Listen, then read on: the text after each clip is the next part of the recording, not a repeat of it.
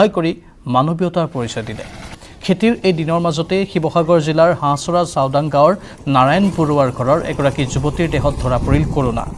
সম্প্ৰতি যুৱতীগৰাকী সম্পূৰ্ণ সুস্থ হৈ ঘৰলৈ উভতি আহিছে যদিও প্ৰশাসনে নাৰায়ণ বৰুৱাৰ ঘৰটো কণ্টেইনমেণ্ট জোন ঘোষণা কৰি থৈছে। ফলত খেতিপথাৰলৈ যাব নোৱাৰা অৱস্থা পৰিয়ালটোৰ।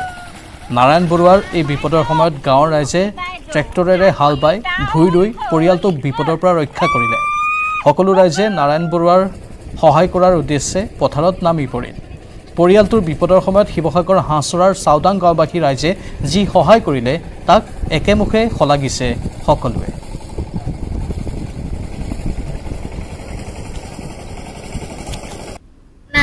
আমাৰ গাঁৱৰ এজন মানে কোৱাৰেণ্টাইনত সোমাই আছিলে। তাৰপৰা এতিয়া গাঁৱৰ মানে সহায় কৰিছোঁ আৰু মানুহ ঘৰত উদ্ধাৰটো কৰিব লাগিব। দিনবোৰ পাৰ হৈ গৈ আছে, সেইটো কাৰণে এতিয়া গোটেই সময়টো আকৌ আহিছোঁ আৰু গাঁৱৰ মানুহখিনি গোটেইখিনি এতিয়া মানুহ ঘৰত উদ্ধাৰ কৰিবলৈ কাৰণে। কিমান বিঘামান ওলাই এতিয়ালৈকে? 2 বিঘা আদি গৈছে মোটামুটি। মানুহ কেইবাজনী ন ৰোৱনী আৰু এইফালে হালোৱাও আছে। গোটেইখিনি একদম মিলি জুলি গোটেইখনে কৰি গৈছো আৰু মানে মানুহক সহায় কৰি আছো। কৰোনা যিহেতু আতংক হৈ আছে, সেইকাৰণে আমি ওচৰৰ গাঁৱৰে ঘৰৰ মানুহৰ মানে কোৱাৰেণ্টাইন জোন হৈ আছে, আমি সেইকাৰণে সেইখিনি গাঁৱৰ মানুহখিনি আহি তেওঁলোকক সহায় কৰিছো। কেনেকুৱা লাগিছে এতিয়া সমজুৱাকে ৰুই আপোনাৰ কেনেকুৱা ভাল লাগিছে? খুব ভাল লাগিছে। এনেই ধৰি লওক কিমান বিঘামান ৰুইছে এতিয়ালৈকে? 2.5 বিঘামান গ'ল। আৰু কিমান আছে ৰুবলৈ? আৰু এডুবা আছে, সেই খবৰ এতিয়া। ব্যৱসায়ত সহযোগ নকৰাৰ বাবে পত্নীক হত্যা। দিন দুপৰতে সন্তানৰ সন্মুখতে দাৰে ঘপিয়াই হত্যা কৰিলে প্ৰিচিলা চৰকাৰ নামৰ মহিলাগৰাকী। পত্নী হত্যাৰ পিছতে অনুতপ্ত হৈ আৰক্ষী থানাত অকপট স্বীকাৰোক্তি দেৱজিৎ চৰকাৰৰ। বোকাজান মহকুমাৰ বৰপথাৰত থানাৰ অন্তৰ্গত কাফকটীয়া গাঁৱত সংঘটিত হৈছে এই জঘন্য হত্যাকাণ্ডটো। ব্যৱসায়ত সহযোগ নকৰাৰ বাবে পত্নীক হত্যা কৰা হ'ল। দিন দুপৰতে সন্তানৰ সন্মুখতে দাৰে ঘপিয়াই হত্যা কৰিলে প্ৰিচিলা চৰকাৰ নামৰ মহিলাগৰাকীক। পত্নী হত্যাৰ পিছতে অনুতপ্ত হৈ আৰক্ষী থানাত অকপট স্বীকাৰোক্তি আগবঢ়ালে দেৱজিৎ চৰকাৰে। বোকাজান মহকুমাৰ বৰপথাৰত থানাৰ অন্তৰ্গত কাঠকটীয়া গাঁৱত সংঘটিত হয় এই হত্যাকাণ্ড।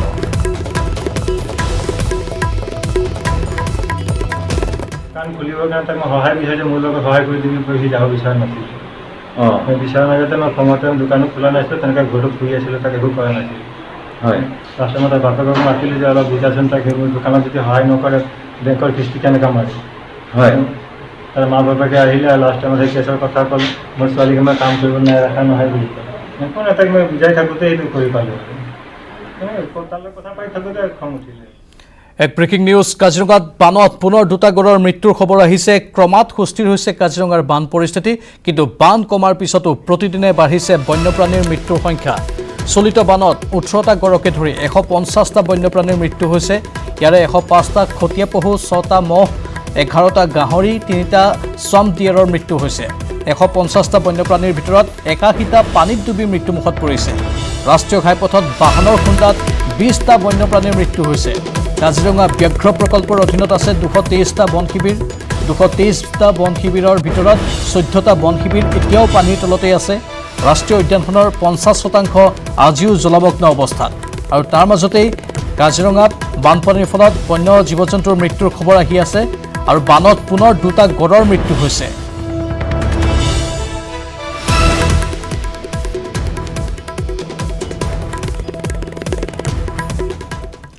হাওৰাঘাটৰ যমুনা গাঁও দীঘলীয়াতিত পুনৰ বাঘৰ আতংক। ড্ৰোনৰ সহায়ত বাঘ বিচাৰি বন বিভাগে অভিযান চলালে। অঞ্চলটোৰ জিতেন খাখলাৰী নামৰ এজন কৃষকৰ এটা পূৰ্ণবয়স্ক বাঘে আক্ৰমণ কৰাৰ পিছতেই আতংকিত হৈ পৰিছে ৰাইজ। পাৰ্শ্বৱৰ্তী গাঁৱৰ পোৱালিসহ আন এটা পূৰ্ণবয়স্ক বাঘে বিচৰণ কৰি থকাৰ খবৰ পোৱাৰ পিছতেই অধিক আতংকিত হৈ পৰিছে অঞ্চলবাসী। বন বিষয়া ইন্দ্ৰজিৎ সিনহাৰ বন বিভাগৰ এটা দলে দেওবাৰে পুনৰ ড্ৰোন কেমেৰা ব্যৱহাৰ কৰি দীঘলপানী আৰু যমুনা নৈৰ পাৰৰ হাবিত যথেষ্ট বিচাৰ খোচাৰ কৰে যদিও বাঘৰ সন্ধান উলিওৱাত ব্যৰ্থ হয়।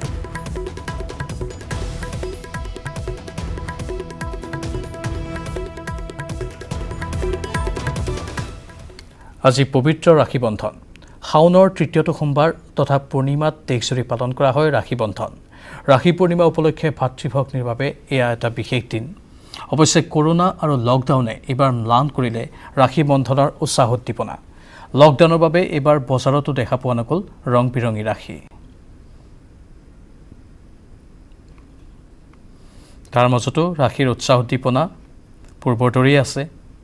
যদিও এইবাৰ কৰোনা মহামাৰীৰ বাবে বজাৰত ৰাখীৰ সমাহাৰ খুব কম হোৱা দেখিবলৈ পোৱা গ'ল কিন্তু বহুতেই বিশেষকৈ ভগ্নীসকলে নিজৰ ভাতৃক অনলাইন যোগেও ৰাখীৰ উপহাৰ আগবঢ়ালে আৰু ভাতৃসকলেও নিজৰ ভগ্নীক অনলাইন যোগে আজি ৰাখীৰ উপহাৰ আগবঢ়াইছে শাওনৰ ৩য়টো সোমবাৰ তথা পূৰ্ণিমাত দেশজুৰি পালন কৰা হৈছে ৰাখী বন্ধন ৰাখী পূৰ্ণিমা উপলক্ষে ভাতৃ ভগ্নীৰ এয়া এটা বিশেষ দিন কিন্তু কৰোনা আৰু লকডাউনে এইবাৰ ম্লান কৰিছে ৰাখী বন্ধনৰ পূৰ্বৰ উৎসাহ উদ্দীপনা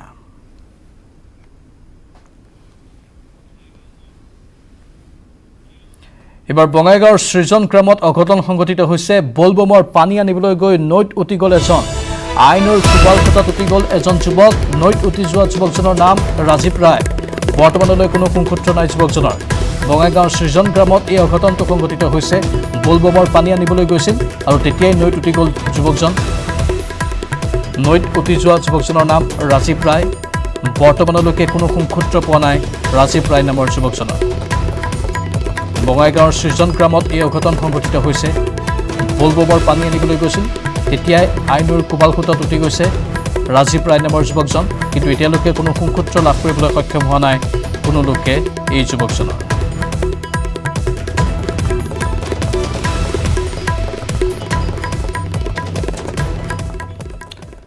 লকডাউনত নতুন ব্যৱসায় শিল্পীৰ ধনাত্মক দৃষ্টিভংগীৰে জীৱনটোক নতুনকৈ আৰম্ভ কৰিছে এজন শিল্পীয়ে ৰঙিয়াৰ মোহন কলিতাই আৰম্ভ কৰিছে ছাগলী পালনৰ ব্যৱসায় লকডাউনত উপাৰ্জনৰ পথ হেৰুৱাইছিল নৃত্যশিল্পী অভিনেতা মোহন কলিতাই এখন নৃত্য প্ৰশিক্ষণ কেন্দ্ৰৰ স্বত্বাধিকাৰী মোহন কলিতাই ছাগলী ফাৰ্ম খুলি প্ৰথমে কিছু আৰ্থিক সংকটৰ সন্মুখীন হৈছিল মনোবল অটুট ৰাখি ঘৰতে আৰম্ভ কৰিলে এই ছাগলী ফাৰ্মখন বজাৰত ছাগলী মাংসৰ চাহিদা থকাৰ বাবে এতিয়া সুন্দৰকৈ চলিছে মোহন কলিতাৰ ব্যৱসায়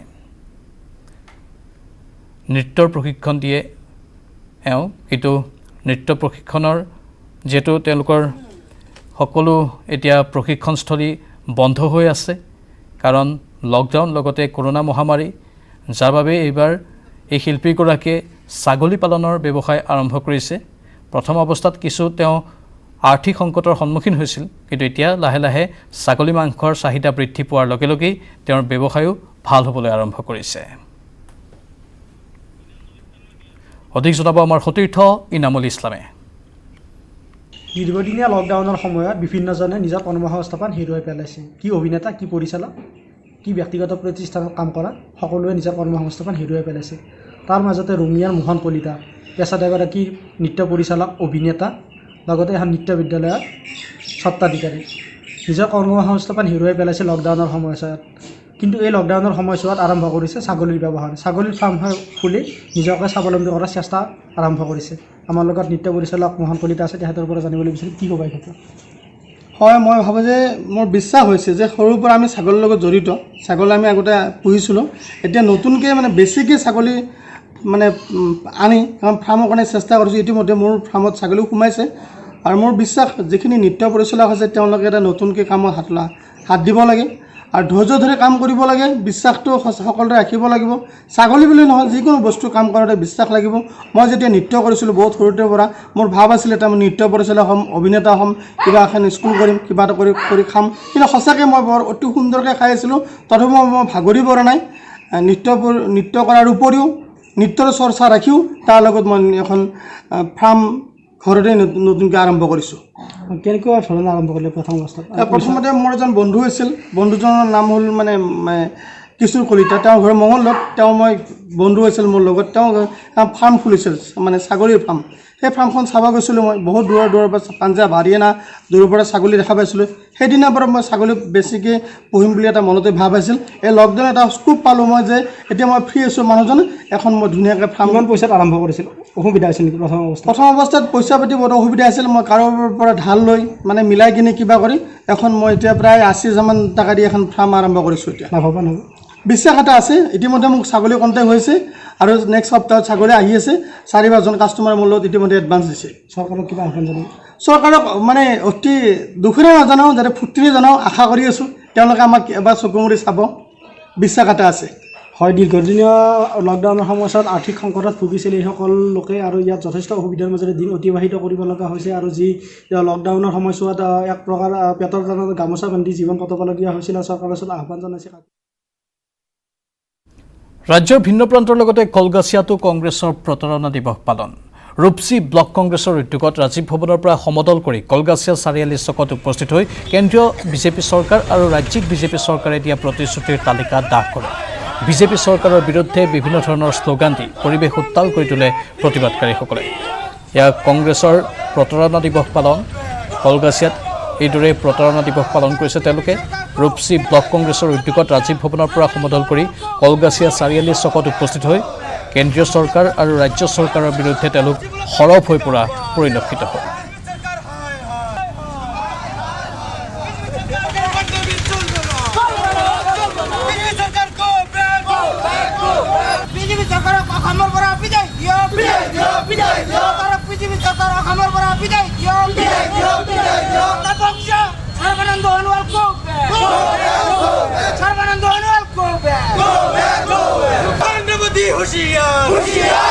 তেখেতসকলে যি ভিছন ডকুমেণ্ট আনিছিল 16 চনত সেই ভিছন ডকুমেণ্টত যিসমূহ প্ৰতিশ্ৰুতি দিয়া আছিলে সেই প্ৰতিশ্ৰুতিসমূহ ৰক্ষা কৰাত ব্যৰ্থ হৈছে। গতিকে আমি আহ্বান জনাইছোঁ, আজি কলগাছিয়াৰ পৰা আহ্বান জনাইছোঁ, কংগ্ৰেছ দলৰ পৰা আহ্বান জনাইছোঁ সমগ্ৰ অসমবাসীলৈ যে এই প্ৰতাৰক বিজেপি চৰকাৰক অনাগত দিনত 21 চনৰ বিধানসভা নিৰ্বাচনত অসমৰ পৰা উৎখাত কৰিব লাগে। অসমত এখন উন্নয়নকামী এখন চৰকাৰ গঠন কৰিবলৈ আমি ৰাজ্যবাসীলৈ আহ্বান জনাইছোঁ। লোকসভা নিৰ্বাচনতো মোদী ডাঙৰীয়াই যি প্ৰতিশ্ৰুতি দি দিল্লীৰ গাদী দখল কৰিছিল সেই প্ৰতিশ্ৰুতিও তেওঁ ৰক্ষা কৰিব পৰা নাই। গতিকে ভাৰতবৰ্ষৰ মানুহ আজি সচেতন হৈছে, জাগিছে, তেওঁলোকে ঘৰৰ পৰা ওলাই আহিছে যে এই প্ৰতাৰক চৰকাৰক আমি যিকোনো পদ্ধতি বিদায় দিব লাগিব অসমৰ পৰা, ভাৰতবৰ্ষৰ পৰা। 1962 চনতে স্থাপিত হোৱা নগাঁও ছোৱালী মহাবিদ্যালয় পালে বিজ্ঞান মহাবিদ্যালয়ৰ স্বীকৃতি। শিক্ষামন্ত্ৰী ডক্টৰ হিমন্ত বিশ্ব শৰ্মাৰ ঘোষণাত আনন্দিত হৈ পৰিছে নগাঁওবাসী। নগাঁও সদৰ সমষ্টিৰ বিধায়ক ৰূপ শৰ্মা, শিক্ষামন্ত্ৰী ডক্টৰ হিমন্ত বিশ্ব শৰ্মাৰ লগতে অসম চৰকাৰক ধন্যবাদ জনাইছে মহাবিদ্যালয়খনৰ অধ্যক্ষ ডক্টৰ বলিন ভূঞাই। দীৰ্ঘ বছৰৰ মূৰত এই স্বীকৃতি লাভ কৰিছে মহাবিদ্যালয়খনে। 1962 চনতে স্থাপিত হোৱা নগাঁও ছোৱালী মহাবিদ্যালয় পালে বিজ্ঞান মহাবিদ্যালয়ৰ স্বীকৃতি। শিক্ষামন্ত্ৰী ডক্টৰ হিমন্ত বিশ্ব শৰ্মাৰ ঘোষণাত স্বাভাৱিকতেই আনন্দিত হৈ পৰিছে নগাঁওবাসী।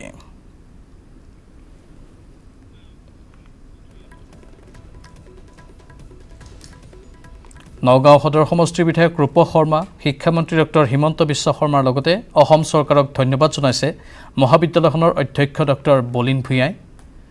1962 চনতে স্থাপিত হৈছিল নগাঁও ছোৱালী মহাবিদ্যালয়খন আৰু তাৰ পাছত অতদিনৰ মূৰত বিজ্ঞান মহাবিদ্যালয়ৰ স্বীকৃতি লাভ কৰিছে ছোৱালী মহাবিদ্যালয়খনে।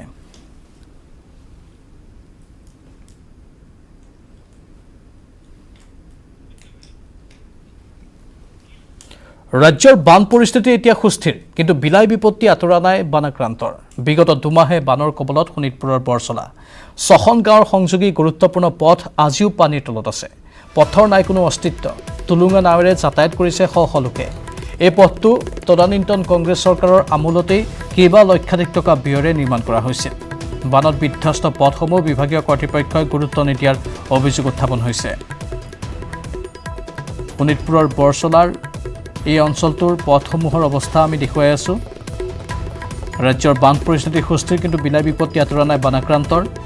6খন গাঁৱৰ সংযোগী গুৰুত্বপূৰ্ণ পথ আজিও পানীৰ তলতেই আছে।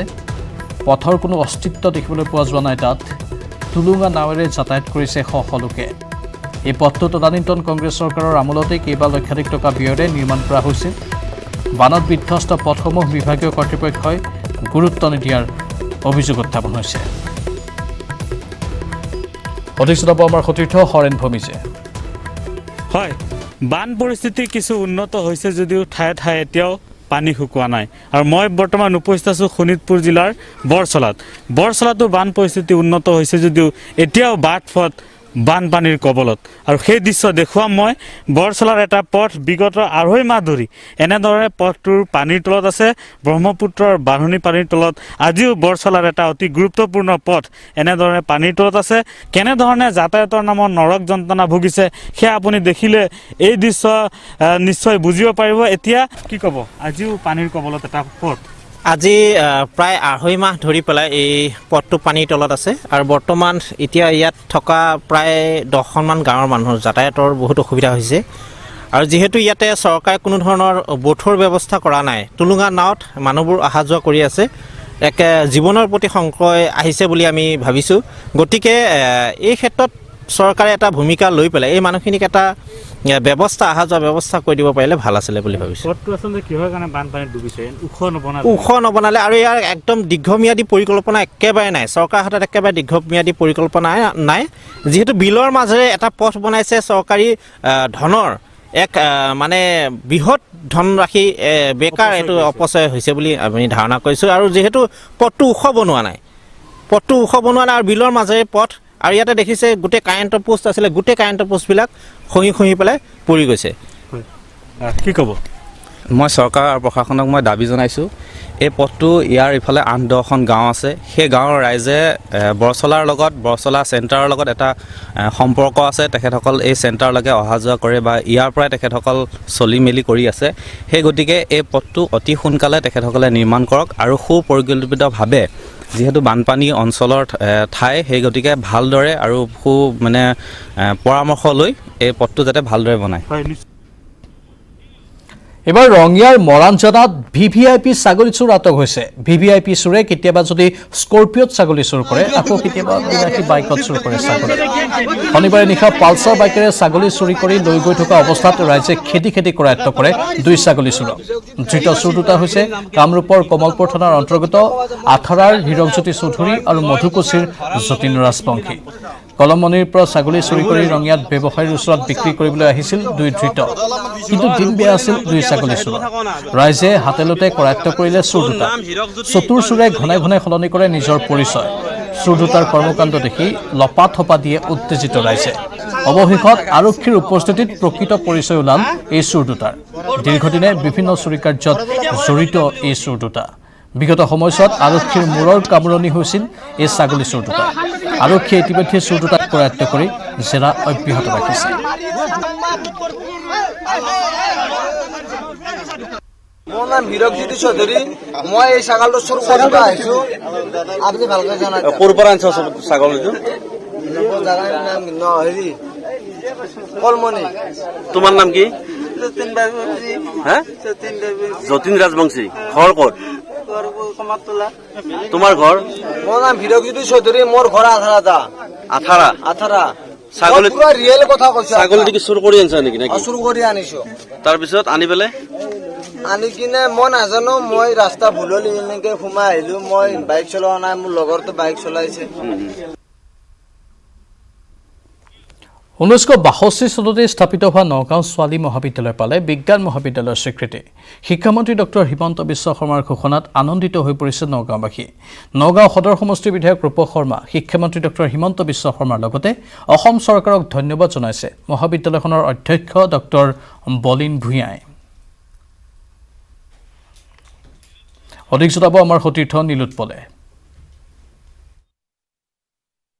নগাঁও ছোৱালী মহাবিদ্যালয়ৰ ভাল খবৰ যে বৰ্তমান নতুনকৈ শিক্ষামন্ত্ৰীয়ে ঘোষণা কৰা যিকেইখন বিজ্ঞান মহাবিদ্যালয়ৰ যিখন তালিকা তাত নাম সন্নিৱিষ্ট হৈছে নগাঁও ছোৱালী মহাবিদ্যালয় আৰু মধ্য অসমৰ বাবে একমাত্ৰ মহিলাৰ বাবে একমাত্ৰ উচ্চ শিক্ষাৰ অনুষ্ঠান হিচাপে পৰিগণিত নগাঁও ছোৱালী মহাবিদ্যালয়, যিখন 1962 চনতে স্থাপিত হৈছিলে। শেহতীয়াকৈ ইয়াত বিজ্ঞান শাখা সংযোজিত হোৱা ঘটনাই যি খবৰে সকলোকে আনন্দিত কৰি তুলিছে। আমাৰ লগত মহাবিদ্যালয়খনৰ অধ্যক্ষ ডক্টৰ বলিন ভূঞা আছে। তেখেতে 2016 চনতে ব্যক্তিগতভাৱে ইয়াত বিজ্ঞান শিক্ষা আৰম্ভণি কৰিছিলে আৰু অৱশেষত শিক্ষামন্ত্ৰী ডক্টৰ হিমন্ত বিশ্ব শৰ্মা আৰু ইয়াৰ স্থানীয় যিগৰাকী বিধায়ক সদৰ সমষ্টিৰ বিধায়ক ৰূপক শৰ্মাৰ প্ৰচেষ্টাত ইতিমধ্যে দেখিবলৈ পোৱা গৈছে যে নগাঁও ছোৱালী মহাবিদ্যালয়ৰ নাম বিজ্ঞান শাখাত সন্নিৱিষ্ট হৈছে। অতি ভাল খবৰ। আপোনাক প্ৰথমে অভিনন্দন জনাইছোঁ। আৰু নগাঁও ছোৱালী মহাবিদ্যালয়ত বৰ্তমান এতিয়াৰ পৰা বিজ্ঞান শাখাত চৰকাৰীভাৱে সকলো ছাত্ৰীয়ে অধ্যয়ন কৰিব পাৰিব, গতিকে এটা ভাল খবৰ। কি ক'ব? নগাঁও ছোৱালী কলেজত 2016 চনৰ পৰাই কলা শাখাত ইয়াত পাঠদান চলি আছিলে। এইখন এখন মধ্য অসমৰ অতি গুৰুত্বপূৰ্ণ কলেজ আৰু নাকৰ দ্বাৰা A গ্ৰেড প্ৰাপ্ত কলেজ। গতিকে এনে এখন কলেজত আজি আমি বিজ্ঞান শাখা ইয়াত খুলিবলৈ পোৱাৰ কাৰণে আমি অতিশয় আনন্দিত হৈছোঁ আৰু তাৰ বাবে মই অসমৰ মাননীয় শিক্ষামন্ত্ৰী ডক্টৰ হিমন্ত বিশ্ব শৰ্মাদেৱক আৰু লগতে আমাৰ মাননীয় বিধায়ক শ্ৰীযুত ৰূপক সমাদেৱক মোৰ কলেজ পৰিয়ালৰ তৰফৰ পৰা ধন্যবাদ জ্ঞাপন কৰিছোঁ আৰু আমি 2017 চনৰ পৰাই ইয়াত আমি নিজাববীয়াকৈ স্নাতক বিজ্ঞান শাখাত আমি পাঠ আৰম্ভ কৰিছিলোঁ আৰু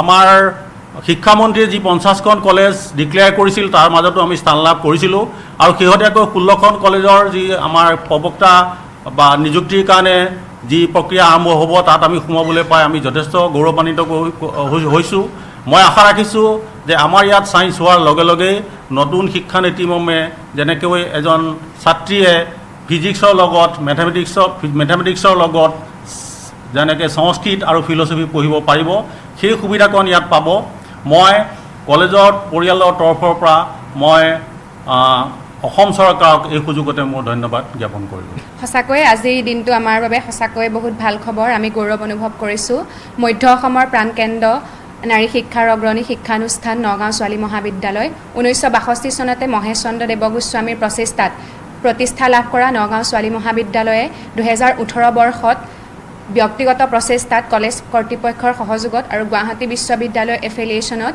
বিজ্ঞান শাখাটো ব্যক্তিগতভাৱে খুলিছিলে আৰু আজি বিজ্ঞান শাখাটো চৰকাৰীকৰণ হৈছে তাৰ বাবে আমি সঁচাকৈয়ে গৌৰৱ অনুভৱ কৰিছোঁ কাৰণ বহুত ছাত্ৰীয়ে অৰ্থনৈতিকভাৱে হওক বা অন্য কিবা কাৰণতেই হওক বিজ্ঞান শাখাটো ল'বলৈ পিছ হুহুকে কিন্তু আমাৰ নগাঁওবাসীৰ কাৰণে অতিকৈ সুখৰ খবৰ এতিয়াৰ পৰা নগাঁও ছোৱালী মহাবিদ্যালয়ত বিজ্ঞান শাখাটো সংযোজন হৈছে সঁচাকৈ আমাৰ কাৰণে এইটো নিশ্চয়কৈ ভাল খবৰ আমি অসম চৰকাৰক ধন্যবাদ জনাইছোঁ অসম চৰকাৰৰ মাননীয় শিক্ষামন্ত্ৰী ডক্টৰ হিমন্ত বিশ্ব শৰ্মাক ধন্যবাদ জনাইছোঁ লগতে নগাঁও সদৰ সমষ্টিৰ বিধায়ক ৰূপক শৰ্মা ডাঙৰীয়ালৈ ধন্যবাদ জ্ঞাপন কৰিছোঁ আৰু এইখিনিতে আৰু এটা কথা ক'ব বিচাৰিছোঁ ডক্টৰ হিমন্ত বিশ্ব শৰ্মাই যি সংবাদমেল আয়োজন কৰিছিলে বা যি 16খন কলেজ সংযোজন কৰাৰ কথাটো উল্লেখ কৰিছিলে তাত তেখেতে নগাঁও কলেজ বুলি উল্লেখ কৰিছিলে কিন্তু আচলতে নগাঁও ছোৱালী কলেজহে হয় কাৰণ আমাৰ কলেজে এই সন্মানটি পাইছে আৰু মানে এই বিষয়ে ছ'চিয়েল মিডিয়াত বহুতো বিতৰ্ক চলি থকা দেখা গৈছে মই সেই সকলোবিলাক আওকাণ কৰি এটা কথাই ক'বলৈ বিচাৰিছোঁ আমাৰ নগাঁৱৰ কাৰণে সুখৰ খবৰ সকলোৱে এই কথাটো নগাঁওবাসীৰ কাৰণে যেহেতু এইটো ভাল খবৰ গতিকে সেই বুলি আমাৰ কলেজ মানে এই খবৰটো আঁকোৱালি লওক বুলি মই তেওঁলোকক অনুৰোধ কৰিছোঁ আৰু যাতে এনেকুৱা ধৰণৰ মানে বিতৰ্ক যাতে নহয় আৰু নিশ্চয় নেতিবাচক কাৰ্যৰ পৰা সকলো আঁতৰি থাকক কাৰণ যিহেতু এটা ইতিবাচক বতৰা নগাঁৱৰ বাবে সমগ্ৰ মধ্য অসমৰ বাবে নগাঁও ছোৱালী মহাবিদ্যালয় যিখন মহাবিদ্যালয় 1962 চনতে স্থাপিত হৈছিলে আৰু সমগ্ৰ মধ্য অসমৰ প্ৰাণকেন্দ্ৰস্বৰূপ নগাঁৱত অৱস্থিত এইখন যি নগাঁও ছোৱালী মহাবিদ্যালয়ত একমাত্ৰ শিক্ষানুষ্ঠান আছিলে নাৰী শিক্ষাৰ মহিলাৰ বাবে উচ্চ শিক্ষাৰ বাবে গতিকে এই শিক্ষানুষ্ঠানখনত বিজ্ঞান শাখা চৰকাৰীকৰণ হোৱাৰ লগে লগে এটা কথা নিশ্চিত হৈ পৰিছে অনাগত সময়ত নগাঁৱৰ যিসকলে অৰ্থনৈতিক পিছপৰা যিসকলে বিজ্ঞান শাখাত শিক্ষা লাভ কৰাৰ পৰা বঞ্চিত হৈছিলে তেওঁলোকে নামভৰ্তি কৰিব পৰা নাছিলে তেওঁলোকেও এতিয়া বিজ্ঞান শাখাত পঢ়াৰ সুবিধা হ'ব আৰু নতুন শিক্ষানীতিত যথেষ্ট সুবিধা হ'ব ধন্যবাদ আনলক 3.0 খুলিল জিম ৰাজ্যৰ বিভিন্ন ঠাইৰ লগতে মহানগৰীতো খুলিল শৰীৰ চৰ্চা কেন্দ্ৰ হ'ব প্ৰশাসনৰ নীতি নিৰ্দেশনা মানি শৰীৰ চৰ্চা কেন্দ্ৰসমূহ খুলিছে মহানগৰীত দীৰ্ঘদিন বন্ধ হৈ থকা নাৰেংগীৰ আমগাঁৱৰ দ্য বডি জোন জিমখন চেনিটাইজ কৰি শৰীৰ চৰ্চাৰ বাবে কৰি তোলা হৈছে উপযোগী প্ৰশাসনৰ এই সিদ্ধান্তক আদৰণি জনাইছে শৰীৰ চৰ্চা কেন্দ্ৰসমূহৰ প্ৰশিক্ষক আৰু প্ৰশিক্ষাৰ্থীসকলে আৰু এনেধৰণেই জিমসমূহ চেনিটাইজ কৰা হৈছে তাৰ পাছত যাতে সকলোৱে ইয়াত কোনো অসুবিধা নোহোৱাকৈ জিম কৰিব পাৰে তাৰ ব্যৱস্থা কৰা হৈছে আনলক 3.0 এনেধৰণে জিমসমূহ খুলি উঠিছে ৰাজ্যৰ বিভিন্ন ঠাইৰ লগতে মহানগৰীতো খুলিল শৰীৰ চৰ্চা কেন্দ্ৰসমূহ প্ৰশাসনৰ নীতি নিৰ্দেশনা মানি শৰীৰ চৰ্চা কেন্দ্ৰসমূহ খুলিছে মহানগৰীত দীৰ্ঘদিন ধৰি বন্ধ হৈ থকা নাৰেংগীৰ আমগাঁৱৰ দ্য বডি জোন জিমখন চেনিটাইজ কৰি শৰীৰ চৰ্চাৰ বাবে উপযোগী কৰি তোলা হৈছে এই সিদ্ধান্তক ইতিমধ্যেই শৰীৰ চৰ্চা কেন্দ্ৰসমূহৰ প্ৰশিক্ষক আৰু প্ৰশিক্ষাৰ্থীসকলে আদৰণি জনাইছে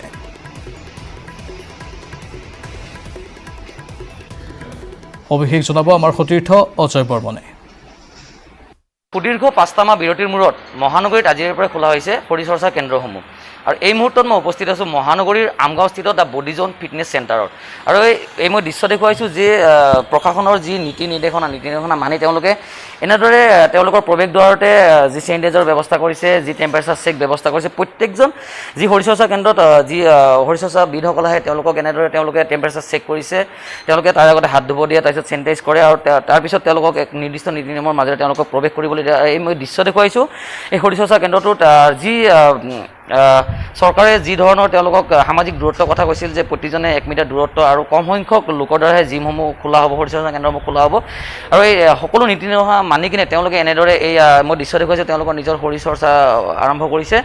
সুদীৰ্ঘ 5টা মাহৰ অন্তত তেওঁলোকে আজিৰ পৰা পুৱাৰে পৰা এনেদৰে কেন্দ্ৰসমূহত আহি উপস্থিত হৈছে আৰু মোৰ লগত উপস্থিত আছে এই কেন্দ্ৰটোৰ স্বত্বাধিকাৰী আৰু মই তেওঁৰ পৰা কিছু কথা জানিব বিচাৰিম। বাইদেউ, প্ৰথমতে আপোনাক ধন্যবাদ জনাইছোঁ আমাক এই সুবিধাকণ দিয়াৰ কাৰণে, আৰু দ্বিতীয়তে 5টা মাহ বিৰতিৰ মূৰত আজি আপোনালোকৰ শৰীৰ চৰ্চা কেন্দ্ৰসমূহ খোলা হৈছে। এই 5টা মাহ আপোনালোকে কেনেদৰে খেদালে আৰু আজিৰ পিছত আপোনালোকে কি ক'ব?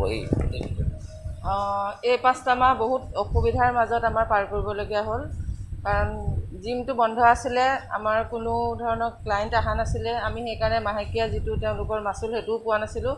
কিন্তু জিমৰ ভাড়াৰ পৰা আদি কৰি আমাৰ ইনষ্ট্ৰাক্টৰৰ মানে তেওঁলোকৰ দৰমহালৈকে গোটেইখিনি আমি পৰিশোধ কৰি থাকিব লগা হৈছিলে।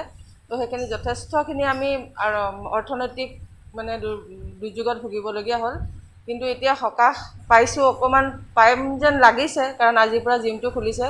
তথাপিতো মানে সোঁফাল বাওঁফালৰ যিটো নিয়ম সেইটো মানি পেলাই কৰিব লগা হ'ব। হয়তো সপ্তাহত কেতিয়াবা 2 দিন, হয়তো কেতিয়াবা 3 দিন এনেকৈ জিমটো খুলিছে। স্বাস্থ্য বিভাগ বা প্ৰশাসনৰ কিছু নীতি নিৰ্দেশনা আছে যে মাস্ক, চেনিটাইজ এইবিলাক, এই ক্ষেত্ৰত কেনেকুৱা ধৰণৰ ব্যৱস্থা দিছে? আমি অলৰেডি গোটেই জিমটো চেনিটাইজ কৰিছোঁৱেই আৰু প্ৰত্যেক বাহিৰত আমি বেচিন লগাই দিছোঁ, হাত ধুবৰ কাৰণে চলিছোঁ, মাস্ক, চেনিটাইজাৰ আমি গোটেইখিনিয়ে ব্যৱহাৰ কৰিছোঁ। আৰু এটা ব্যৱস্থা কৰিছোঁ যে প্ৰত্যেক দিনাখনে জিম কৰি শেষ হোৱাৰ পিছত ডেইলি আমাৰ ইয়াত চেনিটাইজেশ্যন হ'ব আৰু সামাজিক দূৰত্বটো যথেষ্টখিনি আমি মানি চলিছোঁ, কাৰণ এটা বেটছ কৰি দিছোঁ আমি। 7টা বজাৰ পৰা জিম ষ্টাৰ্ট হয়, 7 to 8:30 এটা বেটছ হয়, 8:30 to 9 এটা বেটছ হয় আৰু 9 to আমাৰ 11লৈকে আন এটা বেটছ আমি কৰি দিছোঁ। 5 মাহৰ মূৰত খুলিছে, গতিকে কিছু অলপ সকাহ হৈছে আপোনালোকৰ? যথেষ্টখিনি হ'ব বুলি ভাবিছোঁ, কাৰণ আজি ষ্টাৰ্টহে হৈছে। চ' ভাবিছোঁ ৰাইজসকলেও আমাক সঁহাৰি দিব। ভাল লাগিছে, কাৰণ স্বাস্থ্য যদি ভালে নাথাকে তেনেহ'লে মানুহবিলাক মানসিক ৰোগৰো মানে বলি হ'বলগীয়া হয়। তো স্বাস্থ্য হয়, নিশ্চিতভাৱে এটা কথা উল্লেখ কৰিবলগীয়া, যি সুদীৰ্ঘ 5টা মাহৰ বিৰতিৰ মূৰত যি স্বাস্থ্য বিভাগে তেওঁলোকৰ যিখিনি নীতি নিয়ম দিছে বা প্ৰশাসনে যিখিনি নীতি নিয়ম দিছে সেই নীতি নিয়ম মানি কিনে এনেদৰে আজিৰ পৰা মহানগৰীৰ জিমসমূহ খোলা হৈছে। আৰু এই মই দৃশ্য দেখুৱাইছোঁ যি শৰীৰ চৰ্চা কেন্দ্ৰসমূহত তেওঁলোকে নিৰ্দিষ্ট নীতি নিয়ম মানি চলি তেওঁলোকৰ মুখত মাস্ক পৰিধান কৰিছে, চেনিটাইজ কৰিছে আৰু স্বত্বাধিকাৰে উল্লেখ কৰা মতে তেওঁলোকৰ যি শৰীৰ চৰ্চা কেন্দ্ৰ আছে, কেন্দ্ৰ খোলাৰ আগতে বা কেন্দ্ৰটো বন্ধ হোৱাৰ পিছ মুহূৰ্তত তেওঁলোকে সম্পূৰ্ণ কেন্দ্ৰটো চেনিটাইজ কৰা হ'ব আৰু এনেদৰে আজিৰ পৰা মহানগৰীত খুলি দিয়া হৈছে শৰীৰ চৰ্চা কেন্দ্ৰসমূহ।